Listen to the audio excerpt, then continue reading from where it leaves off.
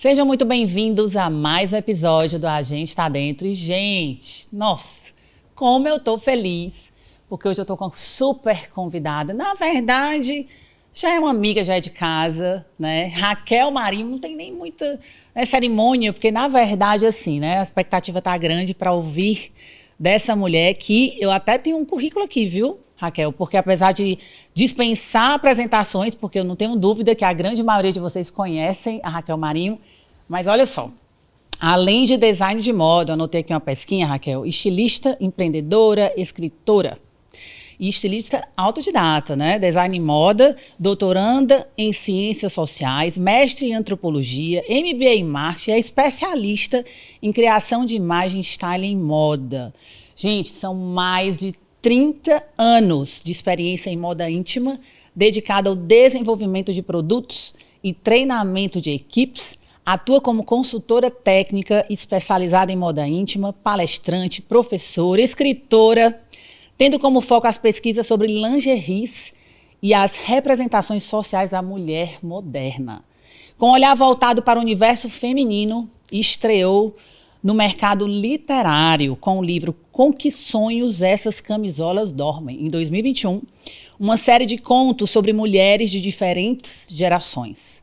Em continuidade às condições do feminino, publicou o romance Com Que Realidades Essas Camisolas Acordam, em 2022, que aborda a mulher de multitarefas. Né? E agora também, eu acabei de receber aqui de presente a obra mais recente, que na verdade não é a mais recente, ela estava me explicando, mas é o primeiro livro técnico, né? É um trabalho teórico de moda íntima, da prática à teoria. Muito obrigada, Raquel. Um guia com estruturas e fundamentos para o desenvolvimento de lingeries. Enfim, né? Idealizadora do evento Lingerie Sem Mistérios, um projeto que objetiva a qualificação de profissionais do segmento da moda íntima. Gente, Raquel Marinho aqui é só um pequeno resumo, mas vocês já sabem, é autoridade, é amiga, é de casa, já foi nossa parceira, continua, né, a parceria de longas datas ali, desde quando, acho que quando eu comecei o trabalho ali na Delfa, né, Raquel? Seja muito bem-vinda ao nosso podcast. Aqui nós estamos para sempre trazer informação de mercado, tendência, moda, tudo para elevar a indústria da moda, porque a gente quer contribuir com esse mercado, que a gente sabe que tem muito desafio, mas também tem muitas oportunidades, né, Raquel? Então, seja bem-vinda. Muito obrigada por aceitar o nosso convite. É um prazer tê-la aqui. Muito obrigada pelo convite, Diana. É muito bom a gente se sentir de casa, né? Sempre de casa. Começamos juntas na Delfa. Sim. E eu acredito que a lingerie é uma grande paixão que nos move, né? E tudo que envolve a lingerie, seja as estruturas, o público-alvo. E é interessante essa coisa do currículo, né? Porque o currículo meio que não conta a paixão que a gente sente. Verdade. Não tem tanta emoção, né? Mas você pode fazer, né, as considerações aí dessa emoção, dessa paixão que a gente sabe que, né, palpita ali no seu coração. É incrível ver a tua dedicação, o teu trabalho, né? O quanto que você realmente faz com tanto amor.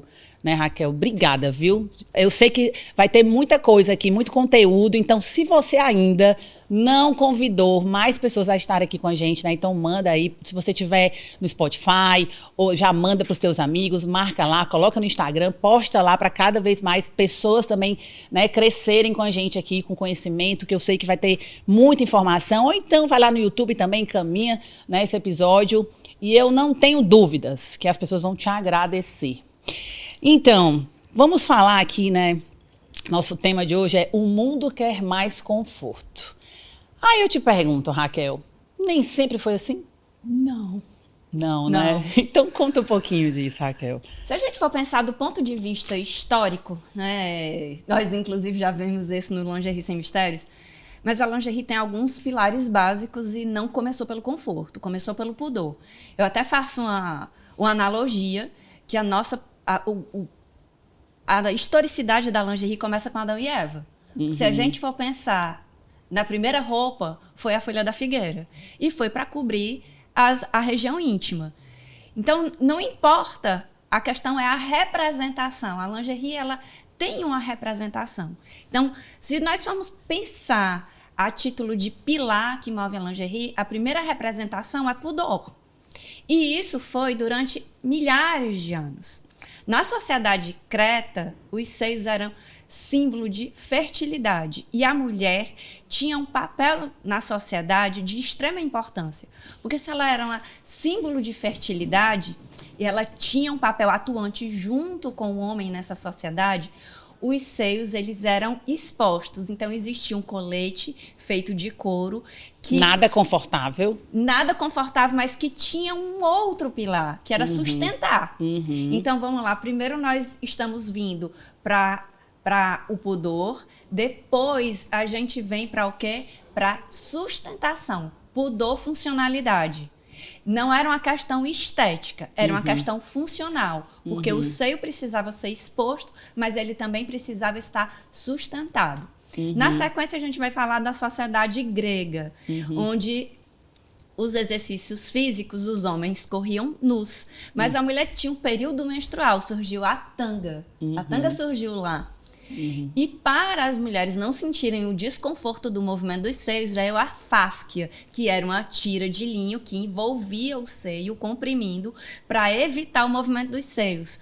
Hoje a gente trabalha com tecnologia nos bojos para, nas atividades físicas, o quê? Sustentar o seio com conforto. Naquele tempo não tinha isso. A gente está falando de 5 Mas vamos mil anos. falar, sem ser na época aí, que época é essa? 5.300 anos. Não vamos tão longe, mas vamos falar assim, tipo, há 10 anos atrás. Conforto não era uma necessidade. Era, mas não era... Vamos falar do século XX, né? Que foi quando surgiu a lingerie de fato. Tá. Primeiro veio a questão estética de vestir e comprimir e modelar o corpo. Então, primeiro, pudor. Segundo, sustentar. Depois, atribuir funcionalidades. Depois, vestir novamente, atribuindo conceitos estéticos. Durante todo o século XX, a estética da lingerie, ela não foi feita para a mulher. E isso, socialmente, é difícil de se aceitar. Mas se a gente for fazer uma análise, a lingerie, ela era para o homem consumir, que é o que nós chamamos de consumo simbólico. Então, a estética da lingerie era para ser vista pelo consumidor simbólico. O namorado, o marido, seja lá o que for. Então, essa lingerie, ela não tinha que ser confortável. Ela tinha que ser bonita, ela tinha que elevar o seio, ela tinha que modelar, ela tinha que cumprir vários papéis. O de seduzir, principalmente, mas o de ser confortável, não. Embora hoje eu questione o empoderamento, porque tem algumas questões, e eu não vou entrar nessa seara, mas foi justamente a entrada da mulher na sociedade, a emancipação através do trabalho, da independência e da autonomia, que fez a mulher começar a dizer assim, peraí, essa calcinha é desconfortável, peraí, esse sutiã é desconfortável. E aí nós temos um grande case aí na virada dos anos 2000, onde na época Victoria's Secret era o grande apogeu da lingerie, da feminilidade e tal, que tinha aquelas mulheres poderosas, lindas, extremamente magras, com peças desconfortáveis. Na virada dos anos 2000, essa coisa dessa mulher objetificada para a visão do homem, ela é quebrada. E aí começam a surgir outras marcas que dizem, peraí, mas essa mulher não me representa, ela é magra demais. Não, eu não quero um sutiã de $1 milhão cravejado. Eu quero um sutiã que eu vista às 6 horas da manhã e eu chegue às 18 horas e me sinta confortável. Não, eu não quero essa Então, a voz da consumidora, a partir dos anos 2000, passou a ser ouvida. E aí nós temos aí um papel importante, que não foi da lingerie, porque quem começou o movimento body positive na publicidade foram as marcas de cosmético que trouxeram os biotipos e começaram a trazer essas falas dessas mulheres. E aí qual foi a segunda indústria que incorporou isso lentamente? Foi a indústria da lingerie. Só que isso deu voz às mulheres. E aí nós também temos um outro advento, rede social. Sim. Por quê? Porque aí a mulher passou a dizer, na rede social, mas esse sutiã não é confortável, esse aro não é adequado, ele me machuca. E teve um momento, né, Raquel, ali, eu acho que no período da pandemia, isso surgiu, né, ficou mais evidente, né, que as mulheres precisavam de mais conforto. Não foi só uma escolha, foi uma necessidade, principalmente porque as mulheres ficaram mais em casa, né? Todos nós ficamos mais em casa, então tivemos a experiência de usar mais lingerie, mais pijama, Observar. mais roupas de casa, né? E aí Como é que você vê esse desafio, né, de sair dessas peças mais estruturadas para ir para produtos mais confortáveis, mas que também tenham, obviamente, né, essa característica que a mulher sempre procura na lingerie, que é a vestibilidade, né? Ela tem que se sentir bonita. Como é que une tudo isso e quais são os principais desafios para a confecção? Você falou uma coisa muito importante, né? E essa questão do conforto, ela se caracterizou mais na pandemia porque o mundo vivia uma situação muito desconfortável. Mas a partir do momento que se passou mais tempo em casa, passou mais tempo também observando mais as coisas. E observando a roupa que se vestia, natural. Até porque não dava tempo antes de fazer essa observação. Verdade. Então, isso dá para o nosso consumidor aquilo que ele tem de fato. Ele só trouxe para ele autoridade.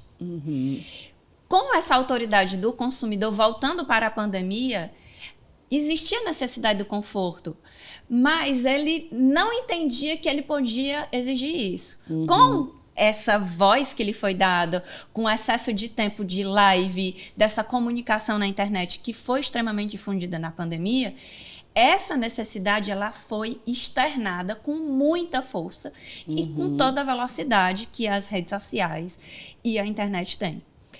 A questão é, e aí já vou virar a chave do ponto de vista da produtividade. Nós convivemos com mitos, né? Na produção, a gente escuta muito, vai trabalhar com um produto mais confortável, o elástico é mais flexível, o bojo é mais flexível, vai dar trabalho. A questão é, nós temos vícios, nós estamos viciados a trabalhar com um bojo mais rígido, com elásticos mais duros, só que a gente não está mais trabalhando com tecidos tão duros, nós estamos trabalhando com microfibras mais leves, mais elásticas, com mais tecnologia, né? com estruturas a partir de máquinas Ketten, que possibilita menos costura e mais conforto, e mais sustentação, e mais aderência ao corpo, mais ajuste, sem ser aquela peça que mais parecia uma camisa de força.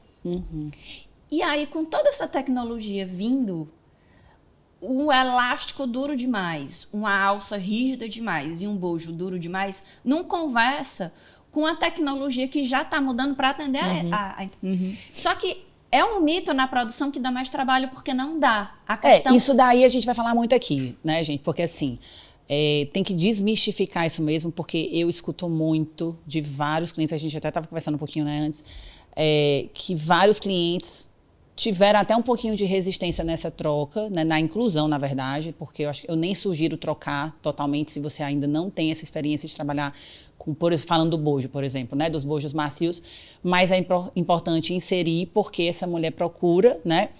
E, na verdade, o que acontece? Os principais desafios no começo é só adaptação, porque depois que você pega ali o ritmo, a coisa anda, é o que eu escuto dos clientes, não, Diana, então depois já o negócio flui. E uma coisa que é importante, que eu sempre falo para o cliente, é assim, Raquel, se a confecção ali, ela não decidir, já puxando aqui para minha sardinha aqui do bojo, né? Se ela não decidir, por exemplo, fazer essa troca, incluir um produto macio, o concorrente vai incluir, vai ter a experiência com o outro e vai dizer assim, poxa, a marca que eu sempre comprei está ultrapassada. Porque a mulher, ainda que goste muito do produto mais rígido, mais, né, que traz essa sustentação, entre aspas, porque o bojo macio também tem essa mesma capacidade, o que acontece? Existe um mito, né? Poxa, o bojo rígido vai trazer mais sustentação. Não é bem assim, você sabe disso. E aí, quando a mulher tem a experiência de usar um bojo macio, traz a sustentação, ela sente segura, sente confortável, nossa, ela diz, meu Deus, eu só quero isso. E ela não vai querer mais voltar para o que ela usava antes. É uma virada de chave. E a nossa preocupação na Delfa é exatamente essa, sempre trazer essa informação para os nossos clientes. E nós estamos aqui aproveitando para reforçar isso, porque, de fato, o mundo quer mais conforto mesmo, né? Você trouxe esse tema para a gente falar aqui, eu super achei incrível porque, de fato, é o que a gente mais tem ouvido, né? As pessoas, elas querem, né? Os homens já aderiram há muito mais tempo, né? Porque nós, mulheres, até acabamos nos submetendo a usar um sapato um pouquinho mais apertado para poder tabela, mas a gente está virando a chave também nisso. Olha, hoje, por exemplo, eu estou de tênis, né? Então, essa questão do conforto está muito em evidência. E é legal quando a gente consegue unir as duas coisas, né? Usar o conforto, mas também, né, conseguir deixar uma peça sensual, deixar a mulher com tudo em cima, tudo no lugar. E, enfim, eu quero que a gente fale um pouquinho mais, assim, não falando só especificamente, né, do bojo, porque a gente sabe que tem esses desafios no bojo, e a gente, inclusive, está lançando produtos diferenciados, bojos macios, mas como um todo, né, a confecção, ela tem essas dificuldades, né, no processo de produtos mais macios. Mas é interessante porque você tocou em vários pontos, e aí vamos... A nível de conforto, o mundo quer mais conforto. Isso é fato, Isso né? é fato. Não tem volta. Não tem volta. Uhum. Só que nós temos alguns desafios que não são desafios graves, porque a gente já passou pelo processo. Uhum. E é interessante a gente falar desse processo. O primeiro é o processo cultural. Antes, quando uma consumidora ia comprar uma calcinha, ela entendia que o tecido mais duro era o melhor. Uhum. Você vir com um tecido mais flexível, mais elástico, mais tecnológico, necessitava de muita argumentação. Muita explicação, né? Hoje, quando a gente fala de respirabilidade, a gente já está trazendo um quê a mais. E eu ainda vou falar do algodão relacionado a essa questão de conforto, porque a gente tem vários mitos aí. A outra coisa, como tem esse aspecto cultural, muitas vezes o cliente entendia que o excesso de costura, tecido mais duro, alça mais dura, bojo mais duro, era bom. Só que o cliente, ele achava que essas estruturas mais pesadas, mais robustas, iam promover mais sustentação. Isso falando de sutiãs, de croppeds, de bares, camisetes, enfim. Uhum. A partir do momento que o cliente passa pela experiência do mais conforto e ele começa a perceber que é possível sustentar com melhor e com mais qualidade, com conforto, porque... Fechou. Aí fechou, né? Porque aí, a parte do princípio da experiência. E isso faz parte do marketing. Eu estava com um cliente essa semana lá na fábrica, de uma grande marca de fitness, e eles falaram assim para mim, Diana, nós usávamos só aqueles bojos removíveis, né? Porque a mulher tinha aquela liberdade, vamos dizer assim, de tirar e tal. Hoje a mulher não quer tirar mais, né? Porque tem a proteção e pelo fato, o depoimento da cliente foi assim, pelo fato de ser bojo macio, tem uma grande sacada aí, né? Que ele adere melhor ao corpo, né, Raquel? Porque o bojo rígido fica assim, aquela coisa meio que marcando aqui, não tem jeito, a gente já bota a mão aqui, né? Peito já virou seio, já virou produto, né? E aí, o que acontece? Quando você tem um bojo macio, ele acaba aderindo melhor, dá uma continuidade ali no corpo, né? Porque ele ajusta melhor, não fica sambando no corpo. E a mulher se sente mais protegida. Tem realmente o efeito de sustentação, falando, por exemplo, do fitness. Não, claro, na lingerie, óbvio, né? Na moda íntima nem se fala, mas até no fitness, porque o fitness parecia que era só ali um bojinho para proteger o mamilo e tal, que na verdade tem muitos efeitos. E quando essa marca, por exemplo, lançou produtos tops, estruturados, né? Que até com a nossa linha Impactor Absorber, que é essa linha para autossustentação mesmo, para grandes impactos, né? Ela disse, Diana, nós começamos a ter um público fiel. Por quê? Porque a grande maioria das marcas de fitness não fazem isso.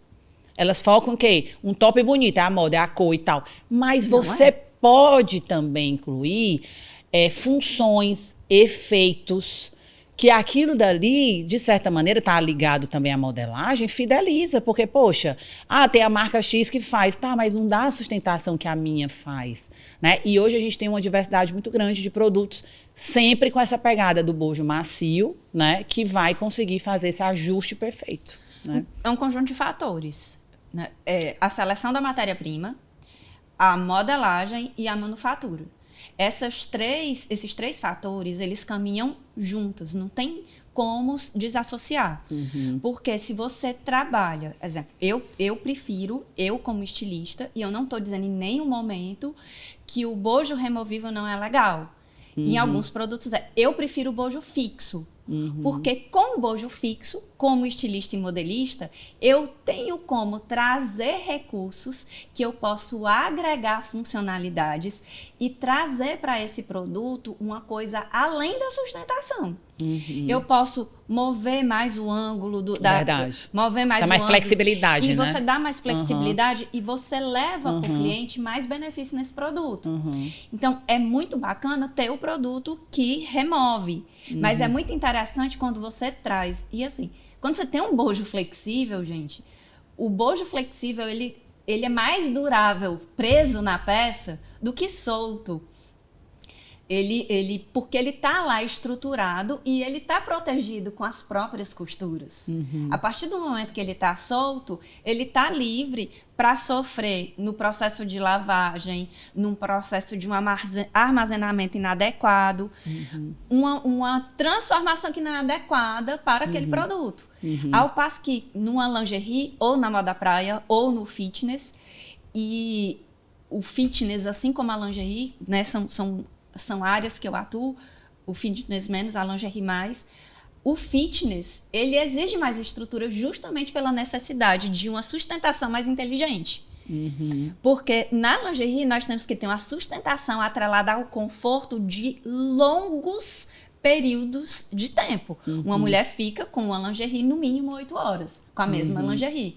Quando você está falando de fitness, ela fica no máximo 4 horas. Às vezes, amiga, porque ultimamente eu vejo as mulheres de manhã já põem a roupa de fitness então, e vai dormir já com a mesma roupa. Vamos falar dos dois tipos de consumidora. Daquela consumidora que veste a roupa do fitness, vai para a sua atividade física e coloca só a buma e vai trabalhar. E nós temos aquelas outras, que aí também depende também da função, da ocupação, que ela vai se trocar. Então, vamos lá. E que, na verdade, é até uma boa sacada, assim, né? Quando no fitness você consegue fazer um top. Tem que ter um lifestyle.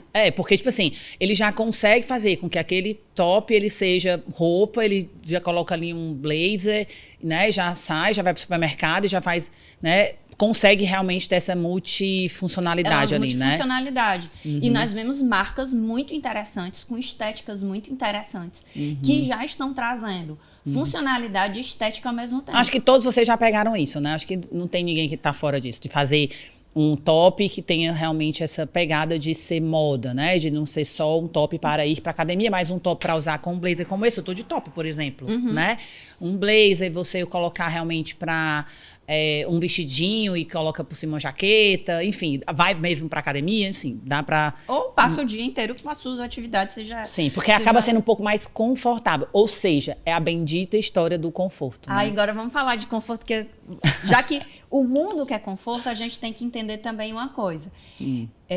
Se a peça não te sustentar bem, se você sentir que ela está deslizando no seu corpo, você se sente confortável? Não, jamais. Aí eu vou ter que ficar puxando aqui, ó, toda hora. Isso é né? desconforto, então vamos lá. Conforto não é só a questão do toque macio, não, né? O conforto... De aderir bem no corpo. O conforto então vamos lá, quando você trabalha com a anatomia do corpo, que ele se ajusta às estruturas, aos biotipos do corpo, isso é conforto. Legal. Então, conforto, ele está associado a níveis de sustentação, mas ele também está com a aderência dessa peça no corpo. Boa. A questão é que antes o corpo tinha que se adaptar à peça. Agora são as peças que têm que se adaptar aos E tem corpos. para todos os biotipos. Biotipos, né? Porque, por exemplo, a mulher que usa silicone tem uma modelagem, um ajuste e uma forma lá de colocar o bojo, qual tipo de bojo, qual tecido, que vai ajustar melhor para aquela mulher que usa silicone.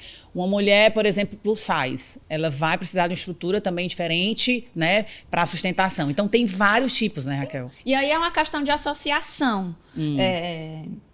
Se a gente vai trabalhar com plus size, evidentemente uma mulher plus size, ela não vai se sentir confortável, principalmente se ela estiver muito seio, porque cada público ele tem questões corporais diferentes. Nós temos a mulher plus size que tem pouco seio. É verdade? Copa, né? Mulher plus size copa. Que é copa, que tem menos seios. E nós temos a mulher plus size que tem muito seio. E a copa é D. Então, vamos lá. Você pega uma mulher plus size, copa D, e você coloca um elástico de base 11 milímetros, você está propiciando desconforto. A peça vai enrolar, vai maltratar. E como o seio vai pesar sobre a peça, ele, inclusive, fere a peça, o corpo. O corpo. Machuca, né? Machuca. Então, trabalhar com um elástico mais estruturado, com uma largura adequada, trazendo um arco para que ele fique fixado em cima do elástico. Por que o arco tem que estar fixado em cima do elástico? Porque o elástico é o que cola no corpo. Se eu trago o arco para cima do elástico, o arco vai para o quê? Para a base do tórax. Então, ele força a peça a ter um encaixe no corpo mais anatômico. Ele não vai se mover, ele nem vai mover para o seio e nem como vai fazer, descer. então, o produto como aí. Fazer. Entendi. E tem mais tecnologias, né, Raquel, que podem ajudar nessa questão do conforto. Sim. Então, vamos lá. Hoje, nós temos microfibras. Antes a gente trabalhava com microfibras 220 gramas, 225 gramas. Hoje a gente fala de média compressão e suave compressão, com essas gramaturas. A lingerie hoje em dia, os tecidos têm de 180 gramas para baixo. Entendi. Eu tenho preferência, medianamente, por microfibras com 155 gramas. Mas tem uma dificuldade maior quando tem uma microfibra? Não, é manuseio. É manuseio, é método de costura, é costura adequada. E também, assim, a gente precisa agregar processos para melhorar outros. Então, vamos lá. Uma empresa, por exemplo, que quer trabalhar, só trabalha com sutiãs, com peças super mega estruturadas, porque, de certa maneira, ele entende que vai ser mais produtivo, né? E aí, ele quer trabalhar com uma linha. Vou começar com a linha aqui, que eu quero trabalhar conforto, com microfibras mais leves, os bojos macios. Quais vão ser os principais desafios, o que é que ele já vai enfrentar e o que é que você pode já dizer para ele não temer que vai dar certo? Eu vou dizer, não tema. Confia. Não tem desafio, confia. O grande lance é o seguinte, é um mito dentro da confecção que moldar o bojo moldar o tecido, moldar a cobertura do bojo termicamente dá muito trabalho. E não é, né, Raquel? Na verdade, até reduz custo, né, no final. São 18 segundos que na hora que a costureira vai cobrir o bojo... já escorrega o negócio. Vai acomodar. E assim, além de acomodar, nós trabalhamos com tecido que tem elastano. Então, vamos lá, vícios normais do processo produtivo. Você trabalha Vai a costureira reclamar, primeira coisa que vai acontecer. A costureira vai reclamar. E aí, vamos lá. Supervisor tem que estar preparado. Supervisor de qualidade tem que estar preparado, o próprio gerente de produção tem que estar preparado. Eu digo que tudo é contagioso. Sim. Você vai colocar na produção um produto diferente. Exemplo, eu gosto de ir pilotar na produção e acompanhar as primeiras peças. Quando eu vejo uma supervisora que diz assim, já chegou ela com modelo novo, eu digo, mulher, eu trouxe a felicidade da nação.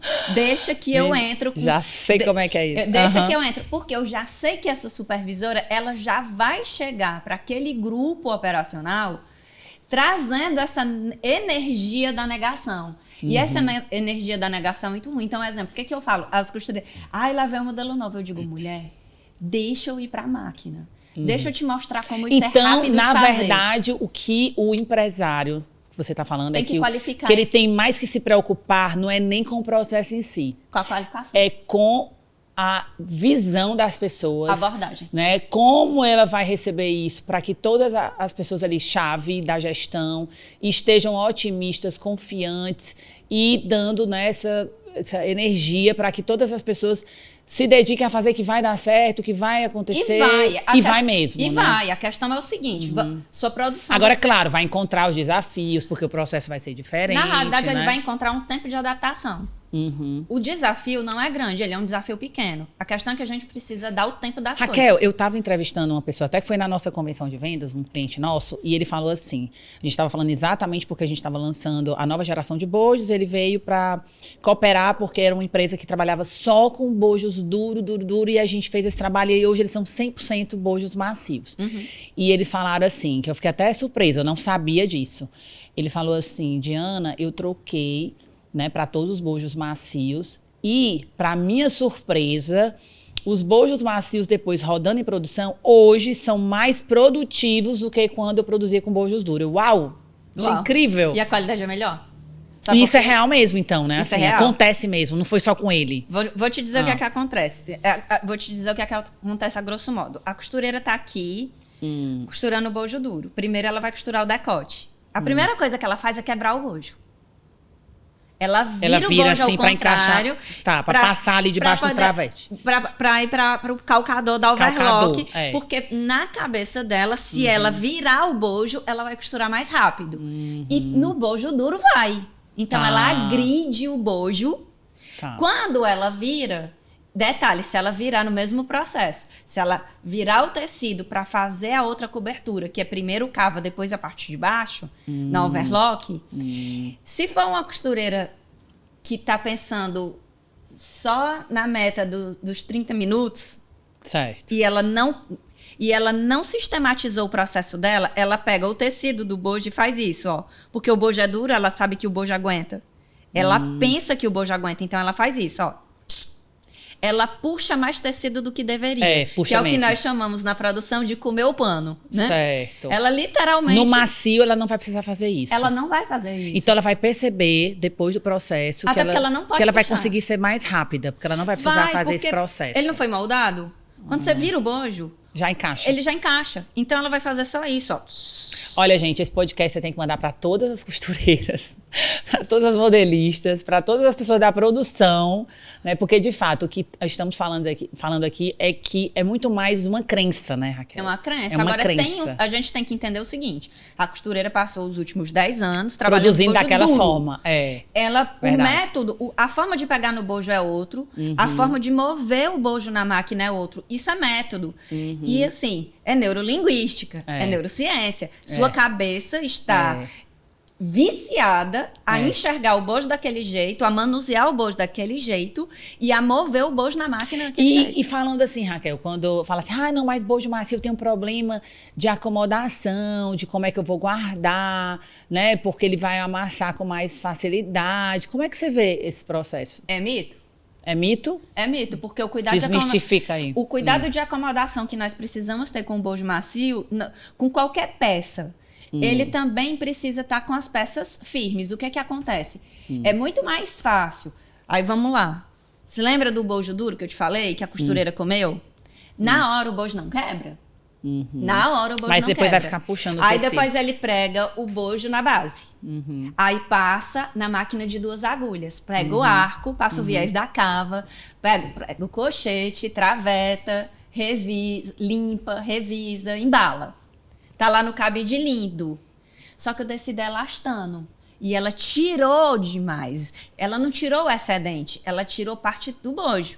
E parte desse tecido também está preso no processo. Está preso no contorno do arco, está preso na cava. Então, o bojo começa a sentir falta de tecido, porque o tecido elástico ele começa a tensionar. Primeiro ele foi esticado, mas é elastano. Ele volta, né? Ele vai voltar. Na hora que ele volta, ele o quê? Ele quebra.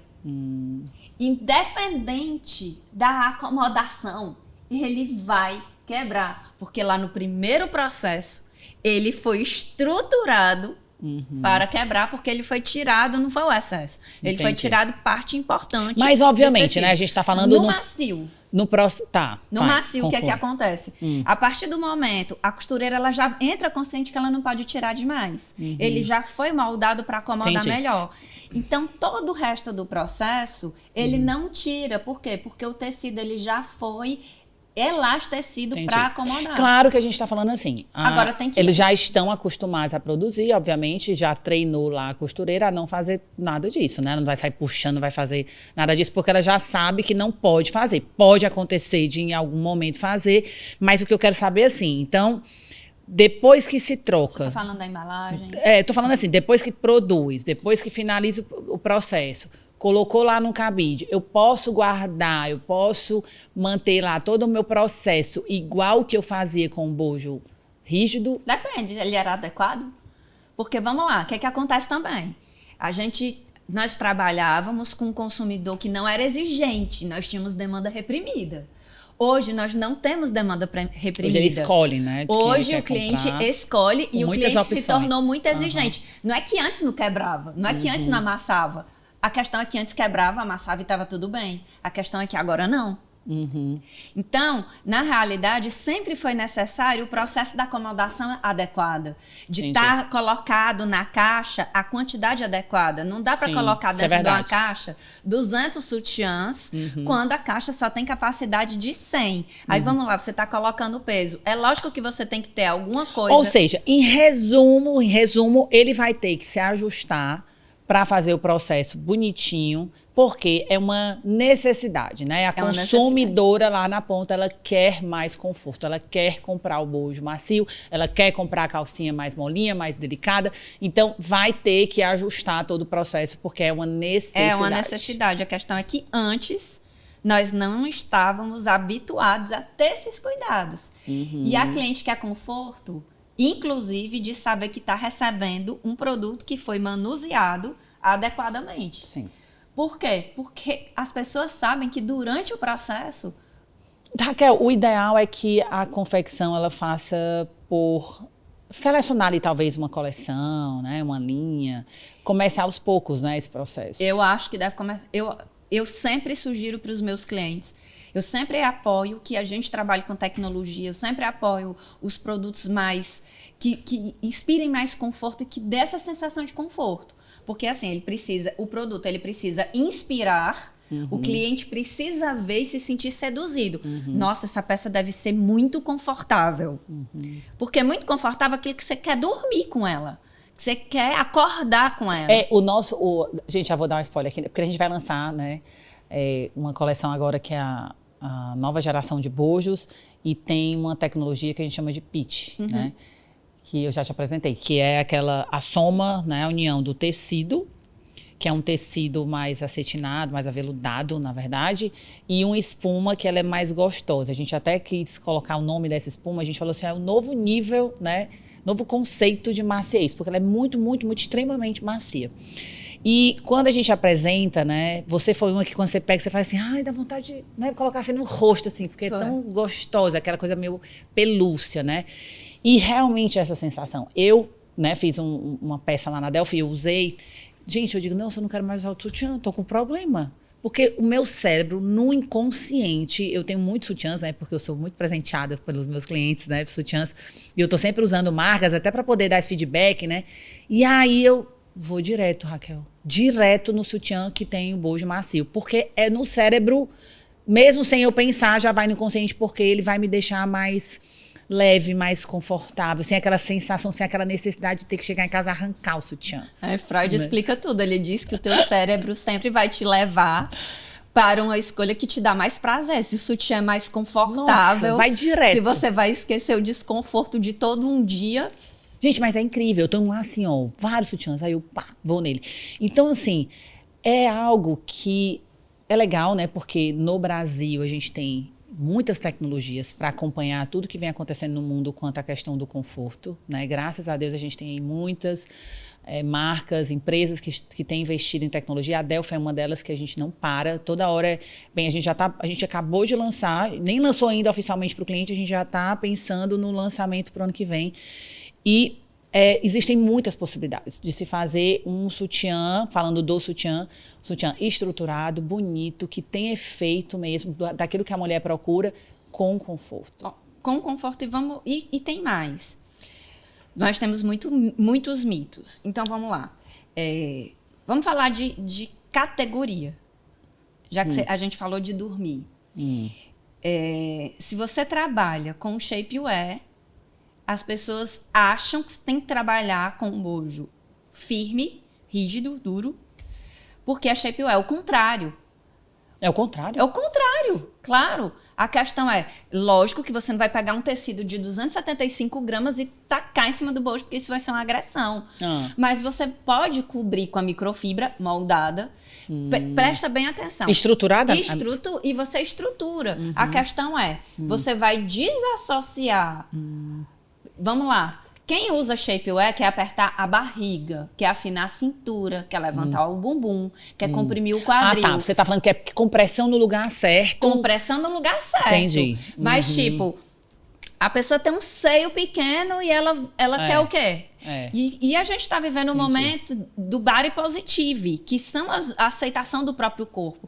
Mas a aceitação próprio corpo, não quer dizer que ela não queira valorizar o corpo ou ter peças que vão contribuir para a sua autoestima. Então, se eu tenho uma lingerie shapewear que é muito confortável no meu seio, mas comprime a minha barriga, aquilo que faz com que eu me sinta desconfortável, porque, vamos lá, apertar a barriga faz a mulher se sentir confortável porque ela não quer ter barriga. Entendi. Mas apertar o seio vai fazer com que ela se sinta desconfortável porque ela não quer o seio preso. Entendi. Então, o grande lance é comprimir onde tem que comprimir, e liberar onde tem que liberar. Entendi. A questão é trabalhar com tecidos de microfibras diferentes, de gramaturas diferentes para diferentes objetivos. Então, tu já vai me responder uma pergunta que eu ia fazer, como equilibrar estilo e conforto nas criações. E aí eu aproveito, né, assim, para colocar isso que você trouxe aqui com relação ao shapewear. Pode-se trabalhar com tecidos como, por exemplo, rendas mais trabalhadas, tules. Acho que dá. O que que você sugere para ela conseguir ali unir essa questão de ser uma lingerie, de ser um produto fashion, de ser um produto na moda, que ela se sinta, né, feliz na vida porque tá linda, mas ao mesmo tempo com conforto e todos esses efeitos? Diana, tudo é possível resolver no processo. É só a gente não ter preconceito. A questão é que muitas vezes... É porque já tem alguns conceitos formados, né? Conceito que é o preconceito. formado. Que é aquela coisa, não, falando, aquele produto tem que ser com a microfibra sim. Pronto. Para assim... Eu tive recentemente no Rio Grande do Norte. Não é essa viagem da semana, a outra. Eu estava no Rio Grande do Norte e eu fui fomentada por um parceiro nosso para um cliente e as meninas olharam e... Olha, eu quero trabalhar com esse tecido, com essa renda. E eu levei aqueles bolsos que tu tinha dado de amostra, eu acabei levando para lá, que era né?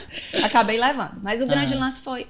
E foi uma das melhores coisas que eu fiz, porque o tecido era super fluido, acetinado, transparente, com muita elasticidade. A renda era mais sequinha, mas a peça precisava ser sensual, confortável e sofisticada. Entendi. Aí vamos lá, sensual, confortável e sofisticada. Dá para trabalhar com um bojo rígido? Não. Então, e aí vamos lá, Rio Grande do Norte, a gente precisa analisar aspectos culturais. Então, eu fui trabalhar com tecido semelhante a um tule. Ele tinha uma transparência de tule, mas tinha um brilho iridescente. Então, aquele brilho meio perolizado.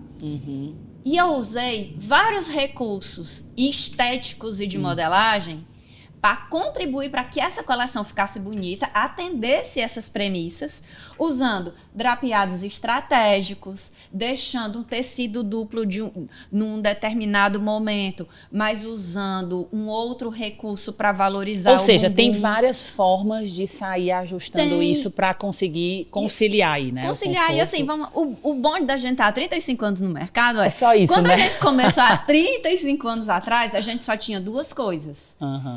Era limitado. A gente era o jersey, que o povo só chamava de lycra, né? Certo. Então era jersey e renda. Hoje nós temos muitas possibilidades, né? E temos muitos parceiros muito bons, com tecidos muito bons e uma variedade de tecidos muito bons. Sim. Então, é possível desenvolver produtos. A questão é, a gente meio que barra nos estilos, eu vou fazer uma peça sexy. E as pessoas ainda olham com aquele olhar fetichista, né? Até meio freudiano da incompreensão do fetiche doloroso.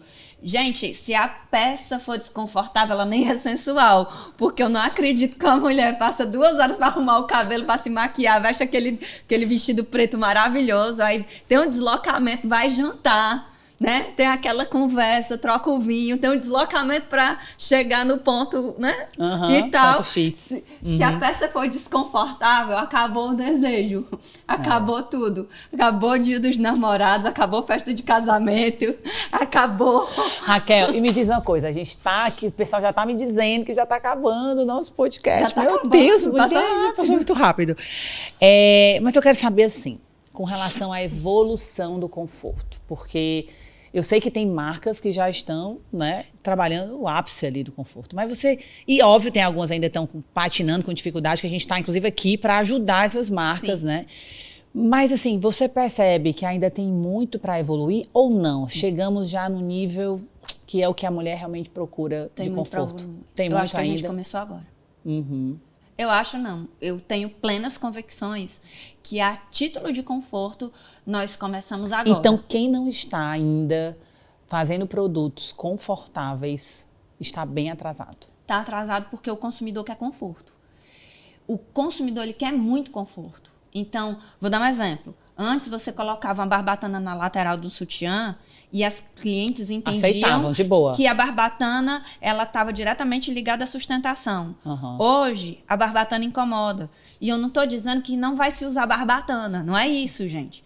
Só que a forma com que a gente usava antes não é a mesma que a gente vai usar agora. Ela não então, a evolução é nesse sentido, né? nesse sentido. E, tipo, tem barbatana flexível, tem barbatana costurável. A questão é, nós queremos trabalhar hoje, no século XXI, do mesmo jeito que todo mundo começou no final da década de 80. Os processos, com tanta modificação, com tanta evolução nas matérias-primas, o processo produtivo, ele precisa evoluir junto. Esteticamente, nós evoluímos. Então, a gente precisa mexer nesse processo produtivo e na forma de comunicar esse processo dentro das confecções. E uma outra coisa que eu vou falar.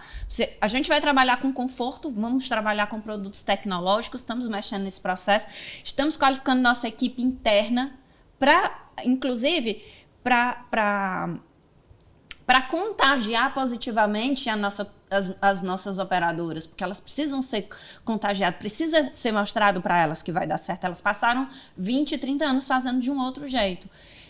Mas se eu não comunicar isso, se eu não fizer um bom treinamento na minha loja, se a minha vendedora não souber comunicar que essa peça é mais confortável... Gente, ó, essa dica aqui é de ouro, porque às vezes acontece isso, muito. Né? Você lança um super produto, tá ali nível, né, de marcas A+, e aí você não faz nenhum trabalho de marketing, não posiciona, e aí...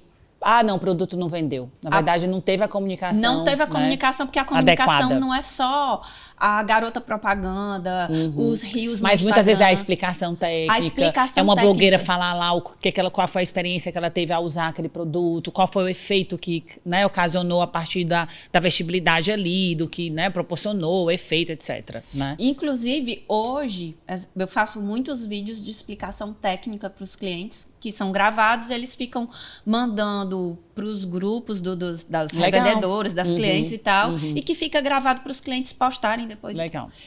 E sempre aquilo que os clientes mais gostam são os vídeos técnicos, os vídeos explicativos, como eles compreendem melhor o produto e os benefícios do produto. Legal. A questão é, não adianta você ter o melhor produto do mundo se o seu cliente não souber que você tem o melhor produto do mundo.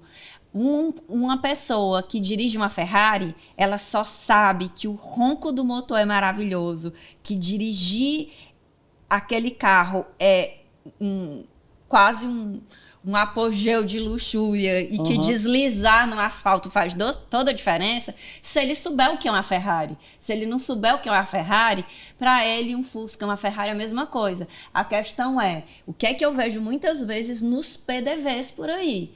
O ponto de venda, a vendedora está comunicando uma Ferrari como se fosse um Fusca. E como é que você vai ter valor agregado e como o teu cliente vai ter uma percepção de valor de um produto que não está sendo explorado com os benefícios que tem? Verdade. E Raquel, para a gente quase finalizar, a minha penúltima pergunta aqui. Você acha que ainda vão existir, ou quais deveriam existir, na verdade? Você falou que já vai existir. Quais seriam os avanços tecnológicos para que essa lingerie possa ser ainda mais confortável?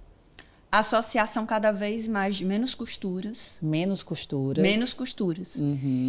Então, menos costuras, modelagens mais eficientes, tecidos mais eficientes e duráveis.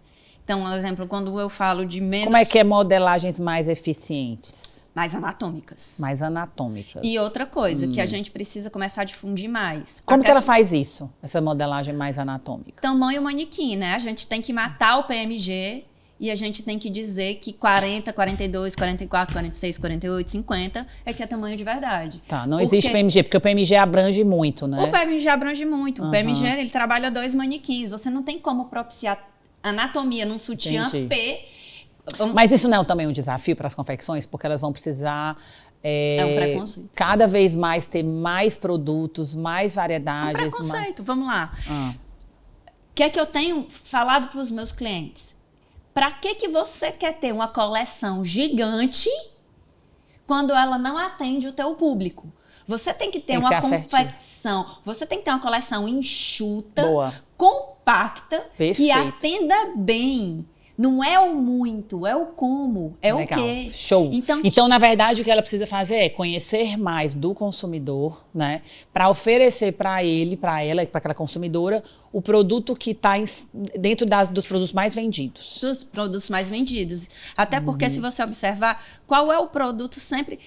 O cliente só precisa fazer... Se ele começar a aumentar, 38, 40, 42, 44, 46, 46... Até porque não serve para tudo, então vamos lá. Ele pode, por exemplo, escolher ali alguns produtos que vão ser para... Vou dar um exemplo. Bralete. Vai adiantar você pegar um bralete, fazer um bralete tamanho 48? Não, ele não vai sustentar. O bralete, ele é um sutiã adequado para 40, 42, 44, quiçá 46. Que é quiçá 46? É aquela mulher alta, de um biotipo largo. Ou seja, não precisa pegar todo o mix de produto e sair adaptando para todos os Você vai pegar um sutiã de cobertura total e vai colocar no 40? Não vai vender. Vai colocar no 42? Não vai vender. Entendi. Cobertura total, ele vende a partir do 44. Então, você entende que precisa evoluir, né? Nessa parte da tecnologia. E fazer análise de produto. Modelagens mais eficientes, menos costuras. E o que é mais? Outro ponto? E outra coisa, viu, Diana? Tem como você fazer uma associação de menos costuras em alguns pontos das peças e estruturar em outros pontos. A questão é, nós estamos sempre com ideias tão pré-concebidas de querer fazer sempre do mesmo jeito. Muito bom. O grande lance é tentar outras possibilidades. Então, você pode fazer... Você trabalha... Vou dar um exemplo de calcinha. Eu particularmente amo as sem costuras. Principalmente as de base Ketten. Mas eu gosto de calcinha que comprima a minha barriga. Ou seja, tem que ter o ponto certo ali então, de exemplo, compressão. Dá para você fazer uma calcinha de corte a fio no bumbum com a parte dupla na frente. Estruturando a parte onde vai ter compressão. E trabalhar com um elástico delicado para você poder trabalhar aquela parte da frente que precisou ser dupla e que vai ter que ter acabamento. A questão é, que acabamento eu vou usar? Que tamanho de ponto eu vou usar para que isso permaneça delicado? A questão é, a gente está saindo de uma lingerie robusta, grosseira, rígida, para uma lingerie que exige liberdade de movimento, menos costura, mais confortos, menos marcas e mais delicadeza. É essa lingerie é o fitness que vai fazer você sair de casa às 6 da manhã e voltar, quem sabe, às 10 da noite e não tá querendo correr doida pro banheiro para tirar a peça. Gente, uma aula aqui, viu? Uma aula. Olha, encaminha aí para todas as pessoas da empresa, né? É modelista, tem que mandar para quem, Raquel? Modelista, estilista. Supervisora de produção. E assim, a gente precisa estar integrado, né? Uma andorinha só não faz verão. Você pode ter a melhor estética do mundo, mas se a gente não tiver de mãos dadas com a nossa equipe produtiva, o produto final ele não vai ficar bom. E Raquel, para a gente se despedir, oh meu Deus, como passa rápido, a conexão é tão boa que passou aqui. Se você pudesse deixar agora, um único conselho, poxa, eu não vou poder falar mais nada, é o único conselho que eu deixo na minha vida aqui para os empresários, qual seria esse conselho? Menos é mais, no sentido de coleções mais enxutas, mais assertivas, para a gente ter mais valor agregado nesses produtos. Não adianta ter coleções extremamente numerosas que que dão aquela travada no processo e aquela lingerie não foi eficiente o suficiente. E uma outra coisa, a gente tem que fazer análise do nosso processo produtivo e também da nossa venda, porque você melhora o seu produto, você comunica esse produto e você não se preparou do ponto de vista produtivo, fazer com que o cliente sinta o vácuo de não comprar aquilo que você prometeu é muito complicado. E hoje a gente tem no nosso mercado um cliente extremamente ativo, o cliente ele não é mais passivo, então ele vê tudo. Legal, show. E estamos aqui finalizando o nosso 11º, é isso, Tadeu? 11º episódio do A Gente Tá Dentro. Queremos agradecer mais uma vez aqui sua participação com a gente. Encaminhe esse podcast para onde, Tadeu? Fala aí, Tadeu. Instagram. Postar no Instagram, nos stories, marcar a gente, né, Tadeu? Acessar o Spotify e a plataforma. Spotify, na Apple, enfim, gente. Tem todas as plataformas aí disponíveis. Então, compartilha. E é um prazer ter você aqui e até o próximo episódio.